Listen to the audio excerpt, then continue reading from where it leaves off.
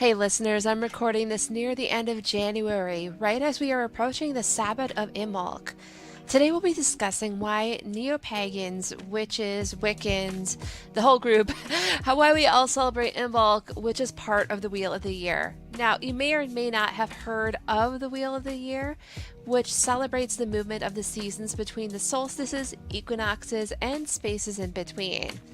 If any of the terms that I mentioned seem unfamiliar, don't worry, I'll go through them in more detail in a bit. However, if you are familiar with these terms, then you probably have some questions that have gone unasked. For instance, do we have to follow the Wheel of the Year rigidly on those specific days? What if you live in the Southern Hemisphere? Do you still celebrate Imbolc even though it's getting closer to fall than to spring where you're at? Or do you celebrate Lughnadsah, which is on the opposite end of the Wheel of the Year? How can you make the celebration of the Wheel of the Year relevant if your seasons don't line up with those 8 Sabbats exactly? And then last but not least, when it comes to the Wheel of the Year and the Sabbats, are they truly ancient? Are they a modern invention, or are they a modern reinterpretation?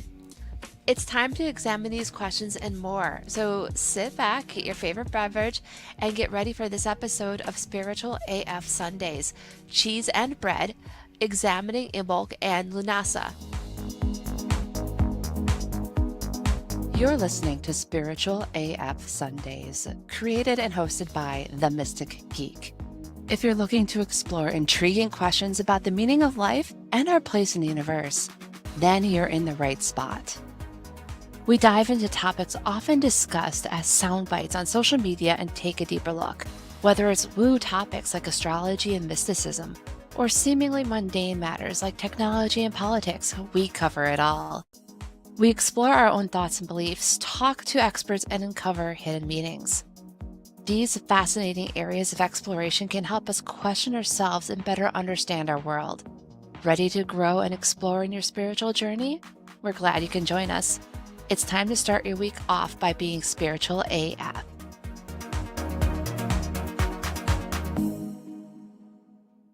And welcome back, listeners. This is Jessica, also known as the Mystic Geek. And today we're going to be talking about the Wheel of the Year, specifically 2 points in the Wheel of the Year known as Imbolc and as Lughnadsah. So if you're new to all this, you're probably wondering, well, what is the Wheel of the Year? In pagan traditions, and I would consider pagan, neo-pagan, various forms of witchcraft and Wicca, this Wheel of the Year is a cycle of celebrations or festivals that mark the change of the seasons. Now, they're known as 8 Sabbats or Sabbats, depending on your dialect, which are the 4 major points of the equinoxes and the solstices, and then also what we call the cross quarters. Various groups will consider those cross quarters, or the times between the seasons, to be the major Sabbats, whereas the solstices and the equinoxes are known as the minor Sabbats. And major or minor, they don't really mean a whole lot when it comes to significance. I don't even know why they're considered major or minor. Probably I should look that up since I am studying some of this stuff, but whatever. So where does this concept come from? I'm going to give you the apocryphal lore side of it. It's believed that the Wheel of the Year originated from the celebrations of ancient Celtic tradition, where they would look and honor different seasonal events throughout the year. And these celebrations were meant to mark the passages of time, with each Sabbath representing a point in the cycle. But in reality, a lot of this really didn't come into public awareness until about the 1950s, 1960s-ish, thanks to a couple of different individuals. One being Gerald Gardner, who started Gardnerian Wicca, and then the other one being Ross Nichols of the Order of Bards, Ovids, and Druids. It's through their writings that the whole idea of these quarter and cross quarter celebrations really came into public awareness and helped fuel the celebrations within the neo-pagan movement. So if you're vaguely familiar with the Wheel of the Year, you probably have questions, and I had similar questions when I was first starting to study this concept, and I'll share with you the questions that I had and some of the things that I discovered through my own studies and through my own meditations. So, first and foremost, according to the lore on this, the Wheel of the Year centers around these celebrations that were based on the seasons within Celtic culture. And Gerald Gardner was not from the United States, he was from Britain. So there is that climate of that area as well. The seasons there, even though they're pretty close to the seasons where I live in Minnesota, they're not quite the same when it comes to time frame. So for instance, beginning of February, when we're looking at the British Isles, that area is starting to get a bit warmer. It's starting to get above freezing range. So that's normally would be the time that people are looking and saying, oh, this is so close to spring. Whereas here in Minnesota, it can snow and have blizzards all the way up until mid-April or even early May. So it's hard for us to see the beginning of February as a time to think, oh, spring is on its way, above and beyond the number of days above freezing level being a little bit higher than average. On that, there's not really that whole sign. We don't have plants starting to emerge yet. I mean, heck, my backyard right now has a foot of snow in it. So it's like, how do you reconcile these? So when we look at these archetypes that are out there, like for instance, the Wheel of the Year, it's not so much a marker climate-wise or weather-wise, but it's more that cycle of reminders of how things in our life grow and then they draw back to rest and then they grow again. So there's bits of Imbolc that I can celebrate and there's some that I can't that are more weather specific, and that's perfectly okay. There's the issue that because of where the Wheel of the Year really kicked off and gained popularity and where it became a cultural driver, it's very North Hemisphere centric, looking at the weather cycles, the seasonal cycles of the Northern Hemisphere. And I know there's a lot of people in the Southern Hemisphere who identify as neo-pagan or who are interested in neo-pagan spirituality. So that begs the question of where does that leave them, especially where your weather and your seasons may not match. Like up here in the northern area, it is winter going into spring, where in the Southern Hemisphere, it is summer going into fall. So different vibe overall. And there's two ways that you can handle it. One is that you could still go through the cycle of the Wheel of the Year based on the Gregorian calendar, based on how it's celebrated through the Northern Hemisphere, or you can flip it, meaning that instead of Imbolc, which is that halfway point between winter and spring, you would instead celebrate Lughnadsah, which is that halfway point between summer and fall.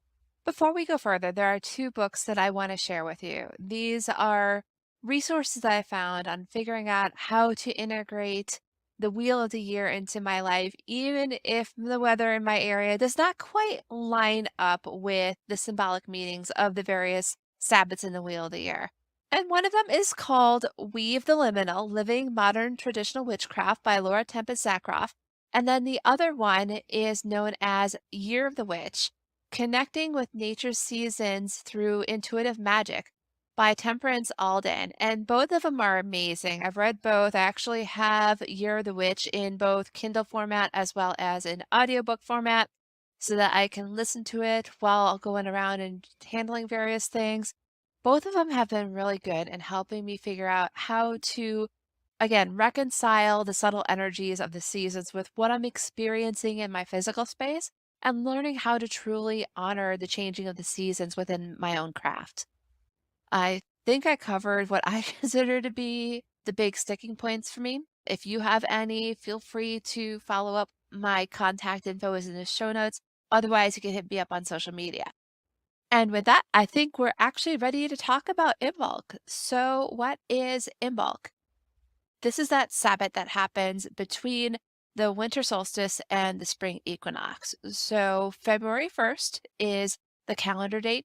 If you really want to be stringent astrologically, it is the day that the sun is at 15 degrees Aquarius. If you're not familiar with astrological charts, I know there are some sites out there that will calculate this for you. How to explain Imbolc? The way that I would introduce Imbolc is to bring up what I consider to be the mythic mindset. So thinking back to before we had heaters, before we had furnace, before we had central air, when we were very agrarian, what was winter like? How did our ancestors survive the winter?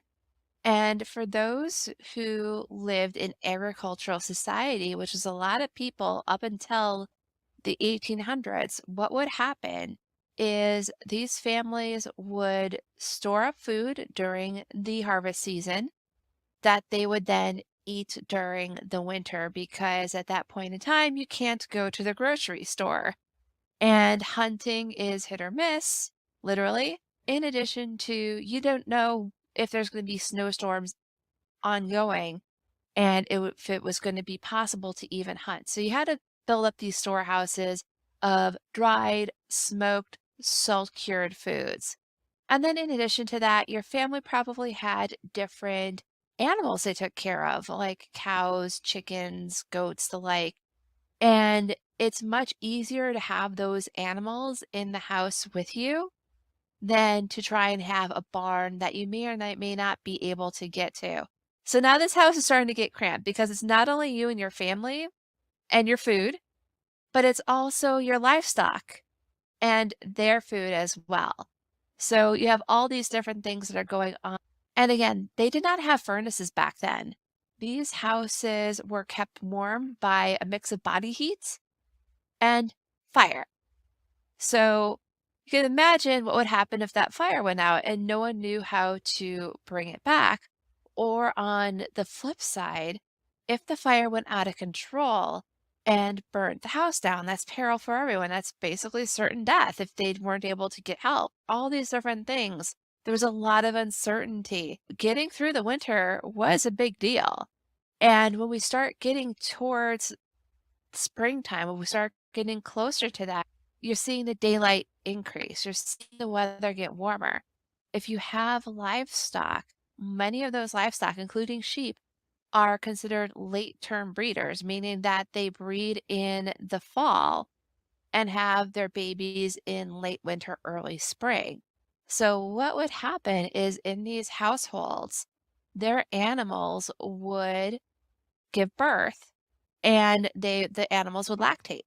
So after months of only having the dried food, the dried meat, the dried vegetables, the fermented foods, the salted foods, when your animals gave birth, there was now fresh milk for you and your family. So this was like the first fresh food that you had after months.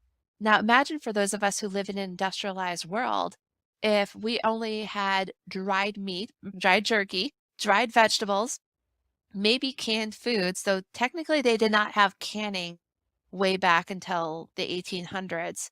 Imagine being on all these different things, no refrigerator, no freezer, no microwave, no delivery service. You're living on all these things day in and day out, and all of a sudden now you have something fresh that you have available. And you become very grateful for surviving the harshness of winter and seeing the newness of spring on the horizon. That is a reason to celebrate. So I can see why our ancestors had these feelings and had these celebrations about congrats, we made it through the harshness of winter. The other aspect of this is it's not just the animals that are giving birth.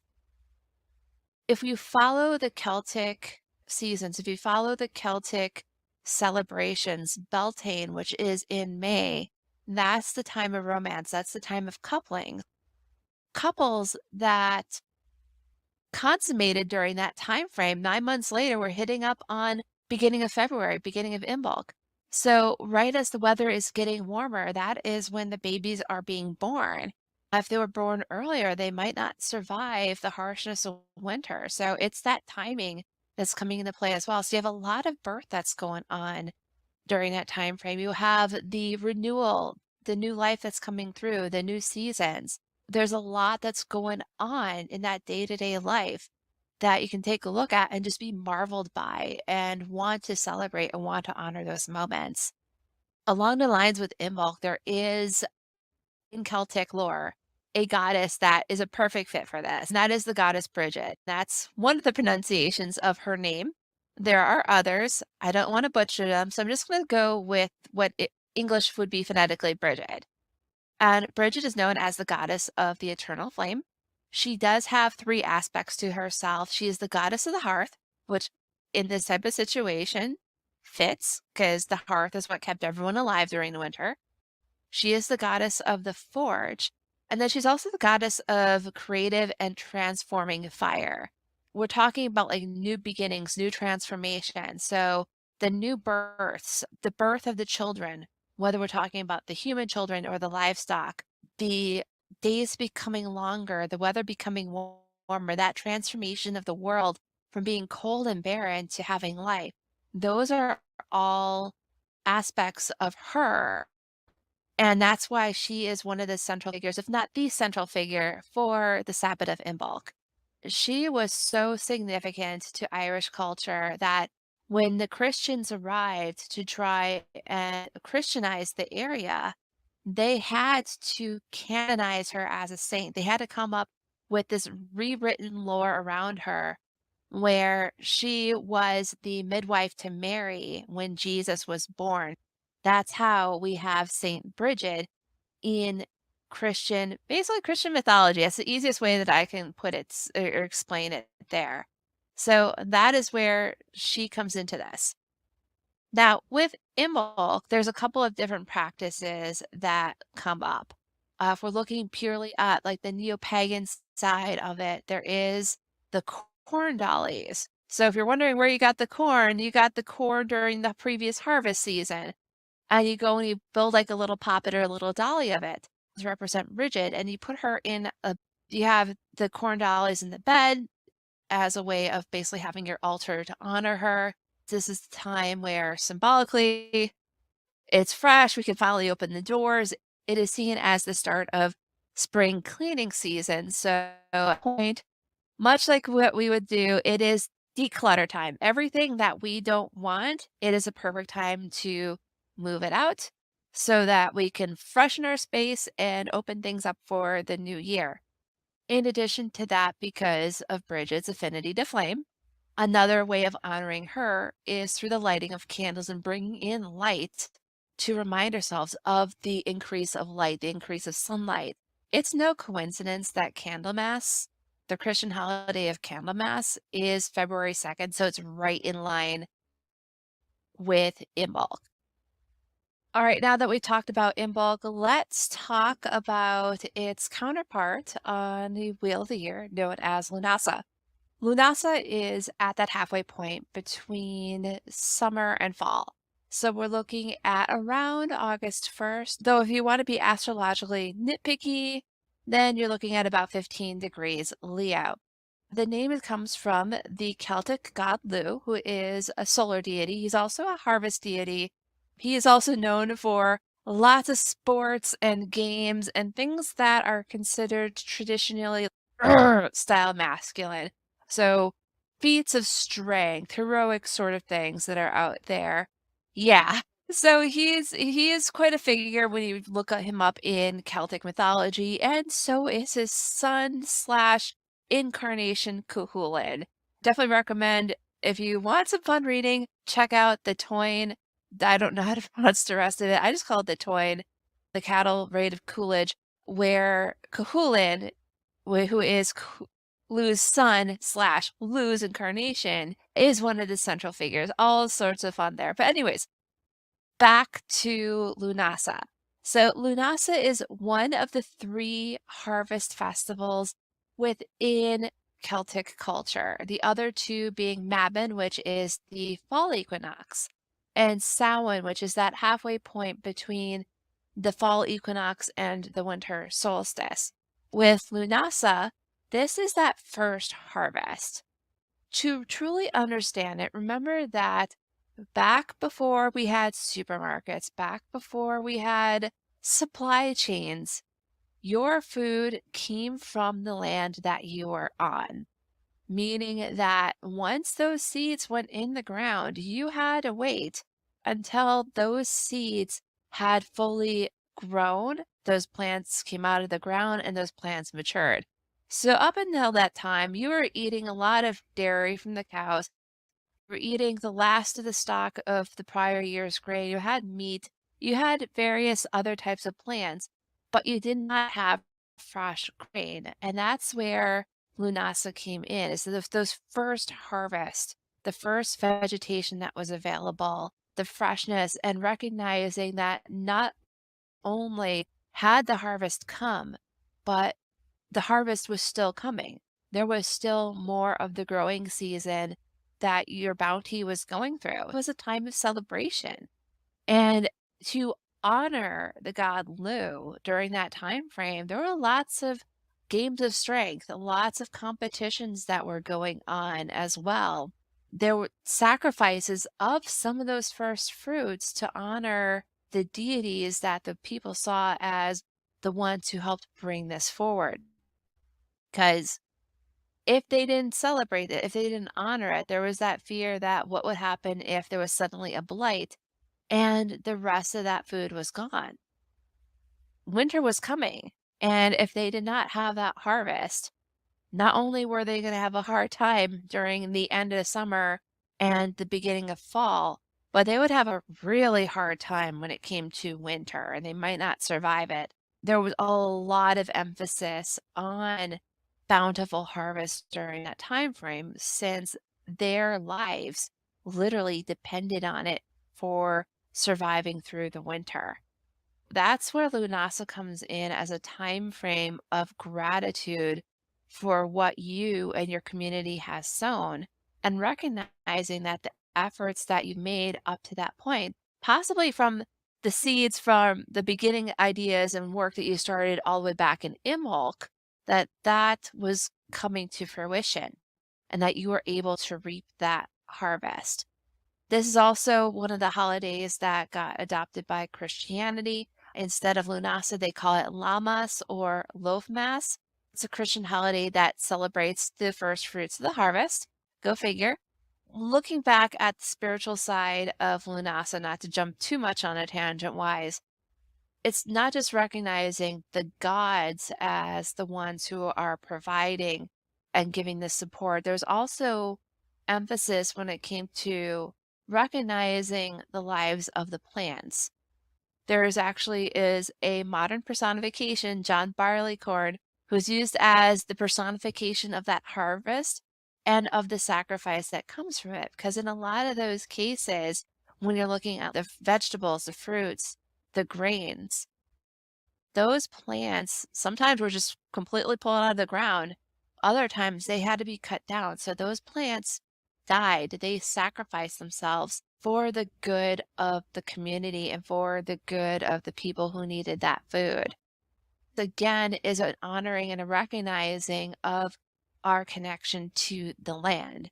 Nowadays, we can go to a supermarket. Our food can come from all over the country, heck, all over the world. So it's hard for us to recognize what it was like back at that point in time when those luxuries did not exist. And it's important for us to also have gratitude for what is available to us. And that's one of the, I would say, is one of the biggest aspects of Lughnasadh. It's not the Americanized Thanksgiving that's the time of thanks.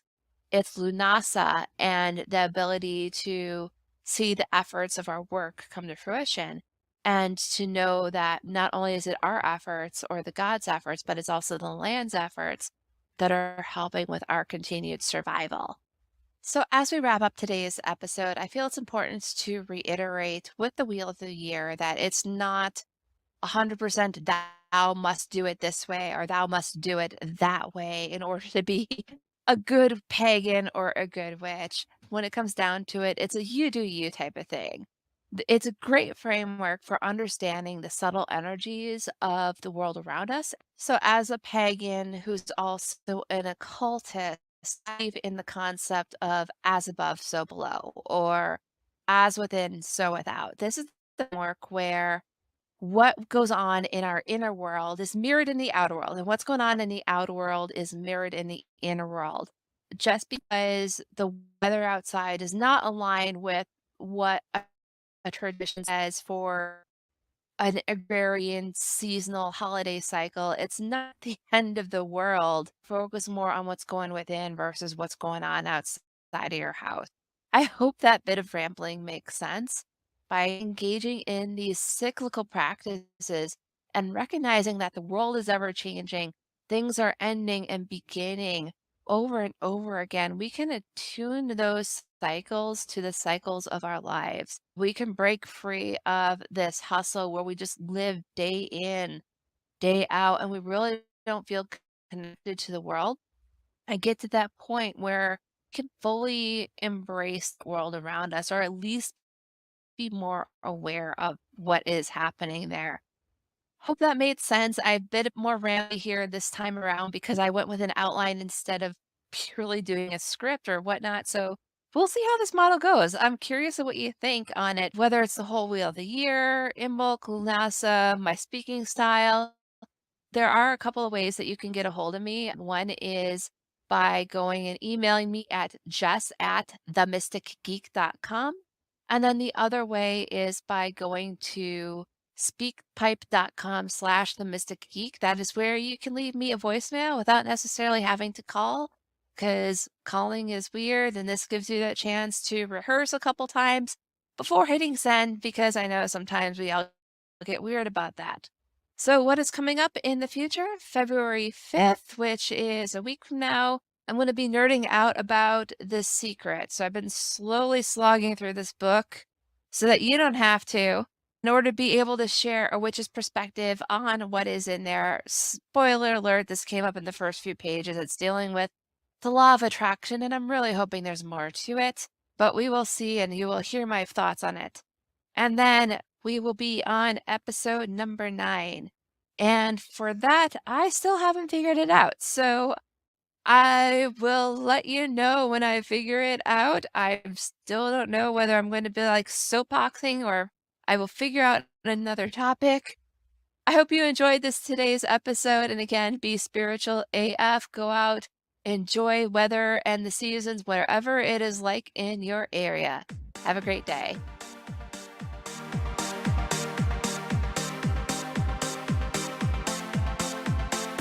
Thank you for joining us for Spiritual AF Sundays. This show is hosted by the Mystic Geek. That's me. Got comments or questions from today's episode? You can either email me at jess@themysticgeek.com or send me a voice message at speakpipe.com/themysticgeek. Don't worry, I'll put the link in the show notes. Help others start off their week with a Spiritual AF Sunday by sharing this episode with them. Also, 5-star reviews on Apple Podcasts help spiritual seekers find our show. So do the thing.